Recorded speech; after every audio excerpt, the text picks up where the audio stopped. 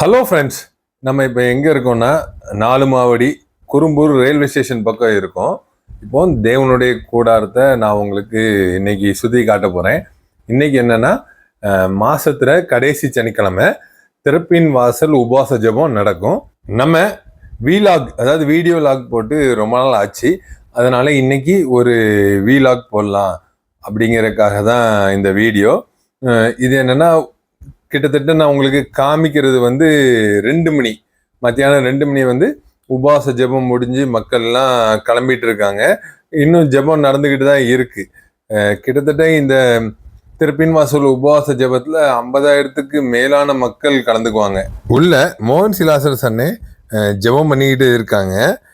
நம்ம அப்படியே சும்மா உங்களுக்கு வெளியே எப்படி இருக்கு அப்படிங்கிறத காட்டுறதுக்கு தான். இப்போ எல்லாரும் மக்கள் கிளம்புற டைமு, பஸ்ஸு, வேனு, காரு எல்லாம் கிளம்பிக்கிட்டு இருக்கு பார்த்துக்கோங்க. 50,000 மக்கள் கூடும்போது எத்தனை வெஹிக்கிள் இருக்கும் பாருங்களேன். அதெல்லாம் உங்களுக்கு காட்டலாம் அப்படிங்கிறதுக்காக தான் இந்த வீலாகு. இந்த வீடியோ ஃபுல்லாக பாருங்கள் ஃப்ரெண்ட்ஸ். மோகன் சிலாசர் அன்னை மூலமாக நம்ம இயேசு கிறிஸ்து நாமம் பல லட்ச மக்கள்கிட்ட போய் சேர்ந்துருக்கு. அதாவது இயேசு கிறிஸ்து நாமம் மகிமைப்படும்படியாக ஒரு உன்னதமான ஊழியத்தை மோகன் சிலாசர் அண்ணே பண்ணிக்கிட்டு இருக்காங்க. பாருங்க ஃப்ரெண்ட்ஸ், எவ்வளோ மக்கள் விசுவாசமா இந்த கூட்டத்துக்கு வராங்க. கூடி ஜெபிக்கும் போது அதுக்கு ஏற்ற பலன் நம்ம இயேசு கிறிஸ்து கண்டிப்பாக கொடுப்பார்.